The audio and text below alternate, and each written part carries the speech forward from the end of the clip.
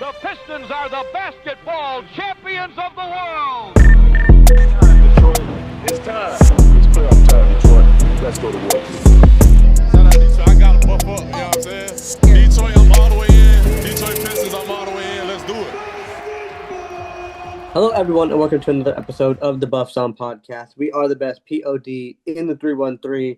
The Pistons have won 4 straight: Portland, Milwaukee, Atlanta, Boston. Great last couple of games for the Pistons. We're going to talk about the last 2 specifically, the Atlanta and Boston games. Again, zone still a problem for this team. We got the whole squad here today. We got Connie, Valley, and Gabe.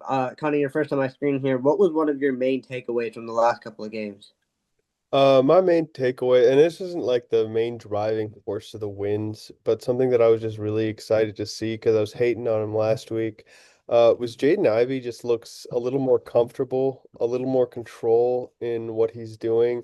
Against the Celtics, I thought he was really nice. He's had a couple 10-point games in the past week. But just a little more assured of himself. The decision making seems to be coming. He's not just like kicking it around the perimeter anymore. He's diving into the hoop. He's getting some layups. He's making some layups, which is really nice. And I think he's picking it up defensively. Not in any like standout sort of way. The way that I'm seeing him pick it up defensively is more like just a lack of the boneheaded plays where he just loses a guy. So it's more like the absence of mistakes for Ivy on defense that's making me say he's picking it up. I've really liked his play. I mean, the shot wasn't really falling against Boston, but I still think he played a really good game. He's making passes. He's kind of starting to look a little more like the Ivy that we saw before the injury. I think there still is some stuff missing. And I really think it all just comes down to confidence, and that's like pulling the off the dribble stuff, hitting like some harder shots. He got into the mid range a lot before, which is still not something that he's doing right now. But him first and foremost, even though he wasn't like, the best player in these games, is something that really stood out to me, especially compared to what he's been doing before. I felt like in the Atlanta game, he got into the mid-range a little bit. I mean, they were awful, but like Ivy kind of got to where he wanted to go and had some nice touch. It always like at first seems like a bad shot, but he has such amazing touch on those floaters and stuff. And then last night's game as well, like he played good defense, a lot of possessions, and they just made some really tough shots over him. Yeah, he's been pretty good. He's been pretty good. I thought he had that one really good defensive stance against Derek White late in the game. Valley, your thoughts on Ivy? Yeah, defensively, I think he was excellent against Boston. I don't think he's done anything to stand out prior to Boston, but to me, I thought he did stand out defensively against Boston, which was crazy. And I have a few things to highlight against that. The first was matchups against Jaylen Brown. We didn't have any answer to Jaylen Brown. Uh, I saw some post on Reddit that he hates Duncan Robinson and targets him more than anybody in the entire NBA, and I think that's true because every possession he's targeting Duncan Robinson. I think that means he loves Duncan Robinson. But Ivy, we always talk about his frame, how he's filled out his frame and put that to use. I thought he did an excellent job on Jaylen Brown, and he stayed down. He stood out to me. That was not Jaden. That's nothing we've ever seen from Jaden Ivey before. That is something I feel like you can only gain from being sidelined for 11 months and watching the game. I thought he was fantastic against Jaylen Brown. He did an excellent job. And on top of that, there's a rebound in the fourth quarter near the end of his stretch where we really started to get away. And he just got all the way up, ripped down a huge defensive rebounding, which is a huge part of defense, which is also an area where we struggle, the defensive rebounding. So I'm like through the moon right now on Jaden Ivey. I want to talk about some offense too, but defensively against Boston, I thought that was just one of the most extraordinary performances we've seen from him on that side of the ball in his career. And I think that is saying something. I think that only comes with maturity and with growth. And I think we 100% saw that. I can't wait for this minute restriction to get off of him. It kind of seemed like we kind of got off of that in Atlanta, where he got a really long continued run. Cade rested, and we never saw him again because Ivy was just playing so good. Getting to his spots, Gabe. You said that floater and that touch was excellent, 100%. But the fact that he was getting there and getting there like without just being too fast, going at his own pace. This is something we talk about since we've drafted him. slowly getting to his spot, and then he just elevates. Nobody can elevate like Jaden Ivey. He just hangs in there. He kind of double clutches sometimes on some of those push shots. I could not imagine guarding it. And when it goes in, it's dangerous. I'm as happy, I think, as I've ever been with Jaden Ivey right now. Considering he had an and one three-pointer for us, I think to win the game once, that's pretty crazy. It's pretty saying something. Last thing for me on Jaden Ivey, aside from him standing out defensively against Jalen Brown and Derek White, like you said, was his take to end the third quarter. Connie, you mentioned it. I think that's right when you sent that text in the group chat. It was like, oh, he's looking more like himself. Was when he caught that inbounds pass. Ended up going 2 for 1. I think it was Hugo Gonzalez who he just turned, got all the way to the rim for a layup, and Hugo Yep. Gonzalez, very good defender. Another important thing to note on that is that was when they Hmm. stopped the zone, like that possession or two possessions before that. So like, just shows you how dangerous Ivy can be if he's allowed to go in space. And I can only imagine how dangerous he'd be if that jumper's going, because every shot he took was wide open last night. I think he only got one to go from deep. Yeah, Uh, Looked really good. I think the highest and most excited I've really ever been for Jaden Ivey right now is right now, because his defensive side of the ball has just been so good. I think he started off the game a little rough. I think he made an extra pass on his first two possessions, resulted in turnover on one of them, maybe both of them. Even Um, but besides that, I was very happy for what I thought with Ji last night. he had a couple of assists to Karis LeVert, one for the and one, which was just like a hell of a play by Karis, but you can't like sleep on that. Like it's a really nice entry pass that Ivy throws, and that's making the right read. Even when we were working through that zone, he found Karis for a three-pointer right after that. yeah, Making the right read, game slowing down for him, it looks like. and I can think of one off the top of my head where he tried to push it up the floor, but it just wasn't there. And instead of going into like four guys in traffic, he actually pulled it back out. So, a lot of growth shown from Ivy last night. Not saying like this is hopefully what we see from him going forward, but we've seen Ivy have games like this and then take a step back. So I think we're still going to hold our breath on this one. But Gabe, Connie, any other thoughts on Ji before we move on to the next topic?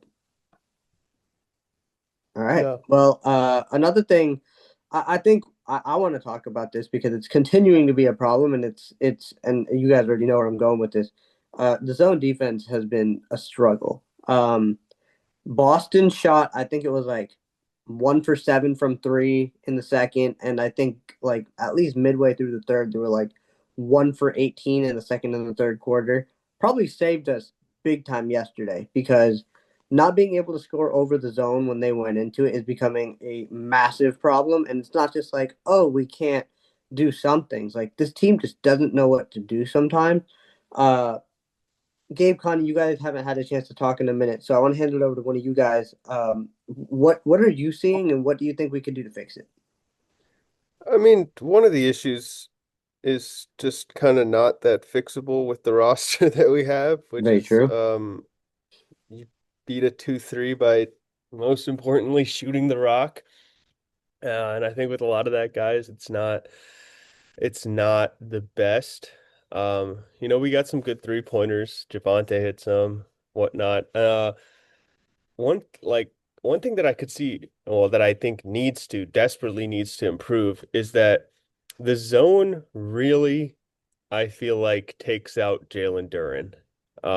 More than anything. He had 6 points, 3 rebounds last night. I thought he started good, which is strange, but then like the zone really gives him issues because it kind of takes away his rolling ability. Mm-hmm. And for a guy that we've touted as like a pretty solid passer, a fairly skilled big, the zone just crumples him. And I don't understand why that is, because along with being a pretty solid passer, pretty skilled big, one of the weak points of a zone is getting defensive rebounds because you're not exactly matched up with the guy, so you can't box out. So there's a lot of opportunity for the offensive team to grab rebounds. And he doesn't even seem to do that in the zone. It just seems to like short circuit him a little bit on the offensive end, where he doesn't really know where to be or what to do. And that's something that is like concerning to me. I've been a little bit concerned in general with JD generally after his like really nice start to the season. Yeah, he's slowed down a little bit. Gabe, your thoughts on the zone? I completely agree. I was gonna mention the same thing about JD, that he's basically a perfect guy to beat a zone. He just doesn't seem to, I don't know, have the mentality and the correct offensive mind to like this is how you beat a zone. I thought Karis LeVert played really well, and he and Javonte Green were kind of the reason they had to stop eventually because he was able to drive past the first defender and kick out enough or get a nice layup. Um, yeah, I mean it's a problem, especially like you saw this zone was a lot more organized than Other those ones. blocks the other day. Like Yeah. there were no easy back cuts. There are no easy post ups against a tiny guy. Like Boston's a good team. And like we won this game, so like we played well through it. We showed resilience through it, and eventually because we shot well enough, they had to stop. I was kind of Duncan Robinson was kind of invisible that game, I thought. I feel like they took him off the floor because Yeah, Jalen yeah. Brown was just targeting the crap out of him. But like if there is a zone and you need them to get out of a zone, I would like Levert, Cade, Duncan, probably Asar and JD out there just to kind of like move and beat the zone. But yeah, I mean it's not. Asar was having some trouble where he was getting Mhm. those like cuts and like he would get the pass pretty much right underneath the basket, but Nemus Quinta, yeah. Quinta was always there, which like he might get you, he might block you, but like Asar Thompson underneath the basket, just elevate, right? Like he might catch you on one and get a nice block, but I bet more often than not he's flushing that dunk down rather than getting blocked. You think because he was 1 for 7 from the line, I think so. he going It, up? it Just gonna bring probably that up. did uh impact him, which is not good. More than not taking the shots, like being scared to take the shots because you're scared to go to the line is something that is extremely dangerous, especially for a guy like him that is sort of a wrecking ball, a crash and bang sort of player. Like you need to be willing to go to the free throw line. This is extreme examples, but like Giannis versus Ben Simmons. Ben Simmons got extremely scared to go to the line, and it made him kind of a soft player. Whereas Giannis, brick free throws or not brick free throws, he's hammering his way to the line one way or the other, and he's just gonna, he's gonna take the shots and see what happens, right? Um, but it is still extremely important whether you make them or miss them to get to the line, to force fouls, to play super aggressive, especially for a guy like him. Uh, Somebody I did kind of like against the zone who's not a shooter. I thought Ron attacked it pretty well He sometimes is from the so good at wings. getting in there. From the wings, beating the guy one on one and then just getting the driving line to the hoop and just doing something with it, I Yeah. thought was really nice, which is a creative way, an interesting way for a guy that does not shoot, Yeah. to And like sort of speaking break of it like up. the Giannis comparison, like he's good at like catching the ball on the move so that he has momentum going through, which I think helps him a lot in those situations. For sure. So I liked what I saw against him for him against Boston, even though they were running that zone and he like I mean he was 1 for 2 from three, but like just attacking was really nice. I liked Javonte Green also. We've touched on him briefly, but I think defensively he had a couple really big stops yesterday. Of course, the one that led to the incredible dunk. But I think he also had another one that he was able to poke away and get to Ron for a breakaway dunk too. So shout out Javonte Green. For again, like Valley talked about, it's either you really notice him on the floor for good reasons or bad reasons. And I think yesterday was one of those games where it was really nice to have him on the floor. Yeah, it's more Yeah. it just seems like more good reasons nowadays, Gabe. More, a lot. I mean, to start the season, I think a lot of us were a little hesitant, but he's really come into his own and started hitting his threes and just doing what Vats do and make the right plays. I really like the lineups of Cade, Ivy, and Karis out there together. Like it doesn't happen a lot, but for like Yeah. 3 minutes at a time, and like we get a good shot every time. Cade posts up a little bit more. He gets more like off the catch threes, which he was hitting last game beautifully. So I just like I mean, it's just more evidence that having a ball handler next to Cade works. Especially with Stu at the 5, and we go like really small. I really like that lineup. It would work well theoretically against a Boston team like that. Mm-hmm. So that's the thing I'm just looking at more. Anyone have the box score pulled up? I feel like Yeah. Tobias had a couple open mysteries yesterday. What were his three numbers He was yesterday? 0 for 5. Oh for 5. Yeah, that seemed like And it was a pretty bad 0 for 5 because they were all like wide open three pointers. yeah, Um, Cade doing what Cade Some does, being clutch ready when shots you though. look. he was then 4 for 6 inside the line. He had 13, 5 for 6. I thought he still played a Oh, good yeah, game, yeah, yeah, yeah. but just could not hit a shot, a three-pointer. Um, Honestly, JD as well. Like he's a terrible box scorer, but I felt like defensively he was in a good spot. He like interrupted some plays. He didn't do anything great, but I thought he wasn't like a liability out there. I think he's still a positive player. oh I can see yeah, that. I just always want more from him. Yeah. Uh, If you're gonna pay him, you're gonna have to get used to. oh yeah, you want 180, you're not putting up 6 and 3, pal. No, You said it though. Cade, 6 of 10 from the three-point line tonight. They seem to be like they were guarding him with their like big wings, Minot, yeah, Ugo Gonzalez, Gonzalez, Jordan Walsh. Walsh, Yeah, all all big wings, but all like definitely played him for the drive. They were kind of giving him a couple feet. They were going under screens, and that is the thing. He was absolutely punishing them. Just there was one against Minot where he like sized him up. He steps back and he's like, "Oh wait, Minot's not jumping up when I step back." And then there's yeah, the next one. He steps back and he shoots it and he right. cashes the three-pointer. Um, you said he's a good defender, Valley. I don't know about that with Hugo Gonzalez. I mean, he's probably a pretty solid defender. He's an energetic guy, but I mean, rookie. Got cooked a couple times, I thought. Um, but you guys think that you think he's turning the corner here on his three-pointers, or you think it's just that both of these games have come off just like a lot of rest? And he's just been fresh. I mean, the Atlanta game, everything was going right. He only had to play 23 minutes. Yeah, This game, we had basically a week off. Val, you're shaking your head. About his jumper? Yeah. Or yeah, it Guys still been looked pretty. talking like he's hitting it for a while now, even when he wasn't.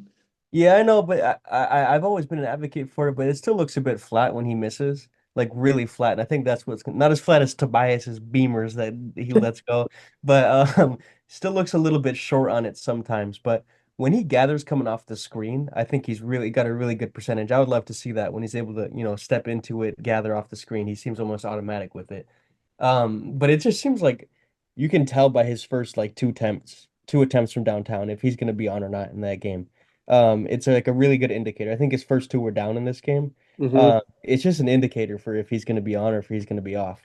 And was very much on. Boston played him under. Yeah, they played him for the drive. Missoula every single time like we play against him, it's triple K'd.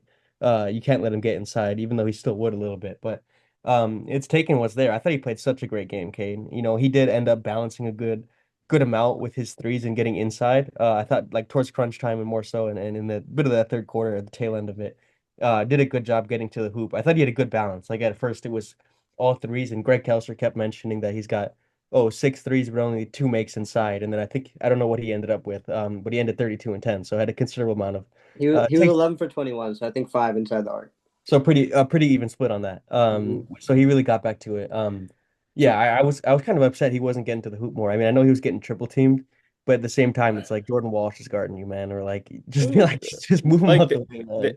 it's tough because they were playing him to shoot and he shot. I thought he had some like unbelievably tough buckets down the stretch there, He especially did. the one to close it where he That like was backs one of the down, smoothest buckets spin I've moves, seen this step season. back, Penny Hardaway stuff. That was clean.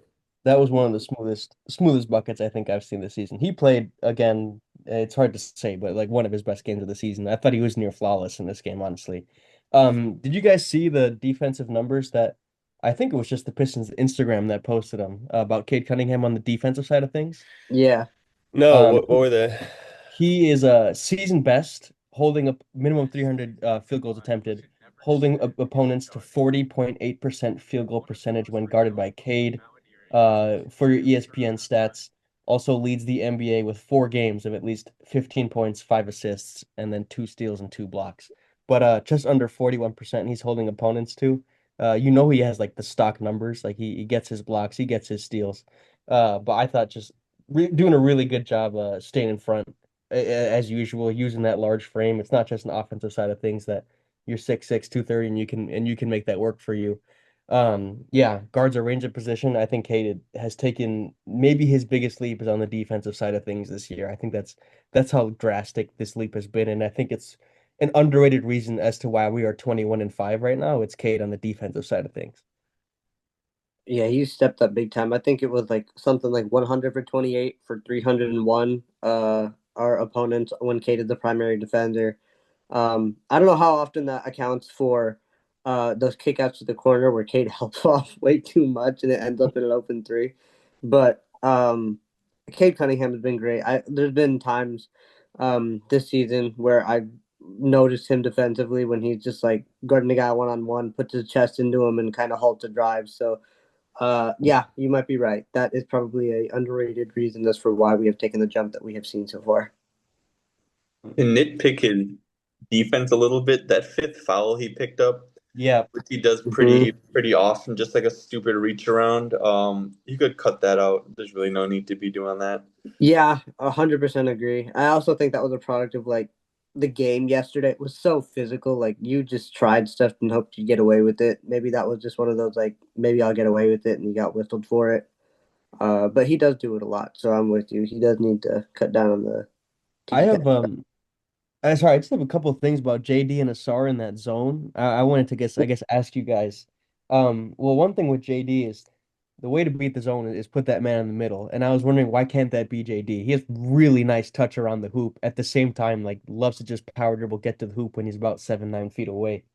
Um, I think it's a mentality thing with him. I think it's a huge issue right now. And I was watching the game and I was pondering the question, and I know this might sound foolish to you, but do you with who at the center are we like when are we at our best? Who's at center? Are we at our best when JD's at the five? Or are we at our best when Stu is at the five? I mean, absolute peak when things are going right. I think our JD, best right? is with Jalen Duren. Yeah.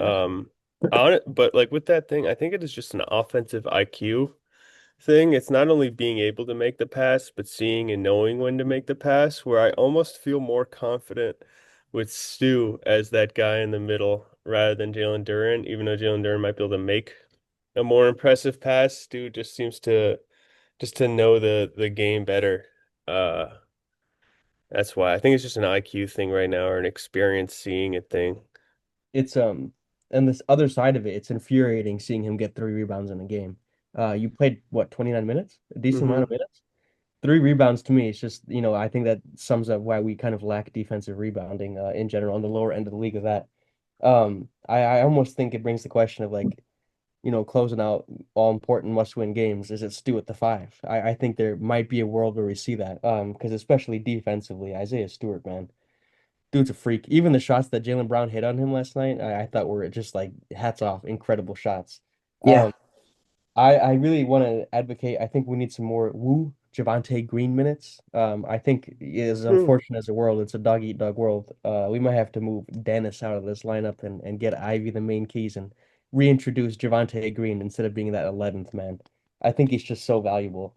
Um, what else do I got? Uncle T on defense was a concern for me. I'm watching that game. We put him on Jaylen Brown, gets cooked. Can't really guard those modern 2 to 3 like tweeners. You put him on a big man, I think he's just too small. Have you noticed, or is that something to look out for you, Har?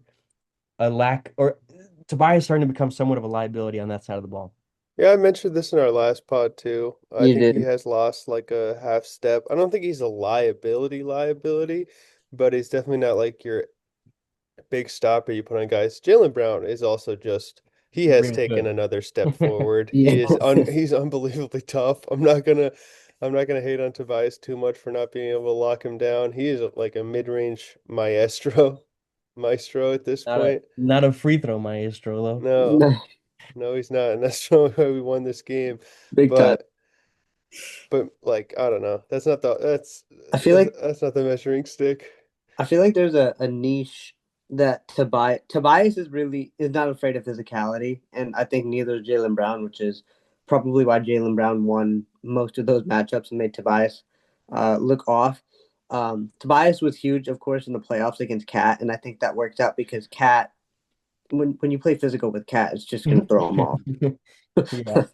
Like, so I think if you find a guy where Tobias can be his physical self that's just gonna throw them off, that's where Tobias is gonna stand out. I But if you're think gonna put Tobias on another guy who's gonna be physical right back, it's gonna be like, okay, I'm I, younger, I'm stronger, I'm faster than I you. think yeah, I think it's more of a quickness thing. Mm-hmm. 'Cause like who's Bankero? I thought he was nice against Bankero in that Yeah, win against the he's Magic a trash. little He while was. ago, which is like I think at this point he is just like a guard up sort of guy. Mm-hmm. Guard a bigger dude, fucking bang with him, use that old man strength. But the Yeah. quickness, Franz Wagner gave him problems, Brown gave him problems. The dudes that have like the lateral quickness and guile might cause this dude some issues now. But that's why we have other guys for. I would love 18. to have a longer conversation sometime about what we do with his expiring contract. I think that's a fascinating and deeper conversation. I see Gabe motioning to get him out of here. I have one more thing I want to touch on. Anybody else got anything to say? No, go ahead. Yeah, but go ahead first. I'm going to George Blaha, who is absolutely feisty as hell. I don't know if you were on a different stream with the Boston. We were also on I was Peacock. on Peacock I for think I that know one. what you're talking about. Because I got three things right here I have written down. The first was in the Stu and Brown altercation. While we're reviewing it, George Blaha just two things he says. The first is Jalen Brown wishes he was any bit as tough as Isaiah Stewart. If these guys want to try Isaiah Stewart, come down here and try him. I dare you. Aggressively inviting them to. Next was when they successfully had their first challenge, when Karis LeVert literally got hit in the face. Marginal contact, Nick Booker. Afterwards, he goes, I can't believe Nick Booker just said that with a straight face. Which I thought was good. And my last one was the promotion of the NBA Cup This I final. one. saw I that. like this one. Today, time of recording, Greg Kelser asked him, has George Blaha, what do you think about that? And he goes, I don't care. And that was it. Blah has been on one. I feel like he's living up the last of his years. We're winning basketball games. You can tell, like with his comment on like Jalen Brown wishing he was as tough as Isaiah Stewart and like encouraging them to go and find out. This guy definitely saw the bad boys, you know. He definitely saw everything, This is and that has like never left him. this is where I'm kind of upset that like I feel like our introduction to George Blaha was just like all these losing teams, and he's like a nice commentator, he's pretty deferential. Like, Yeah. is this what we were missing out on? Is this like a last year of his career sort of thing, or is this is what George Blaha is like when the Pistons actually have a backbone? I think it's a little bit of both, man. It's great. I love it. He he's been great, man. It's just yeah, iconic. I gotta soak up all I keep like wanting to go to Peacock sometimes when we're on these games, and I think like this could potentially be his last year. Yeah, and there's no way I'm gonna Yeah, regret I only missing did it any because called like game by Blaha. my FanDuel is always like way behind. So I was like, let me. Yeah, it is behind sometimes. So I was like, let me just try Peacock, and then I just stuck with it because it was flowing. But I regret not watching George. My thought process too. It might be his last year. It could be. Watch every chance we get. Gabe, you said you had something to add.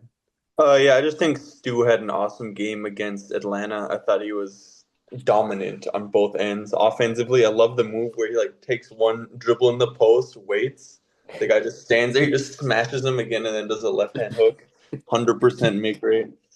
Yeah, Yeah, I think he was Oh, I got awesome. some stats on that. Like, actually, I love what Stu's become. I mean, like 23-24 is when he like expanded his 3-point. He took 175 threes, really upped it. But he was 27% on hook shots and 59% on layups. Then 2024-25 when we come up, the 3-point rate drops significantly, but he gets up to 59% on hook shots, 57% on layups, and starts taking a lot more. And now this year. He's basically just taken everything from the last 2 years, where he's 40% on threes. He's taken a good amount of threes. He's 50% on hook shots and he's 62% on layups. This was a guy that, like, early in his career, we were so upset that he would miss like a lot of layups around the hoop. He had yeah. like sort of a phonetic touch. But now, yeah, like you said, he takes his time. He like takes a beat and then just like goes up with the hook, like centers himself, goes up with it, and he's really like combining all these parts of his game. He's an underrated development on both sides of the ball for this squad. I think his numbers are a bit skewed too because he had a pretty rough start to the season at the hoop, I think, and he's been definitely been getting back there. I also like I think there just has to permanently be an asterisk there because him missing a shot only plays out better to him because he's not going to give it up and he's going to go and get that offensive rebound. Top of my head, I just remembered him literally taking the ball from Josh Minot was the Oh coolest. yeah. Yeah, just Ripped it from him, made him fall on the ground. That was so Then awesome. banged it. Yeah. Another thing I want to mention because you mentioned Atlanta, 5 assists. His growth in terms of making the next pass, I think, can't be understated. Not just like a lob to Jalen Duren, but just making the right pass has been exceptional. Yeah, I'm glad that we're getting a defensive player of the year candidate and we're pushing for it now because this guy is special. Yeah. Anything else?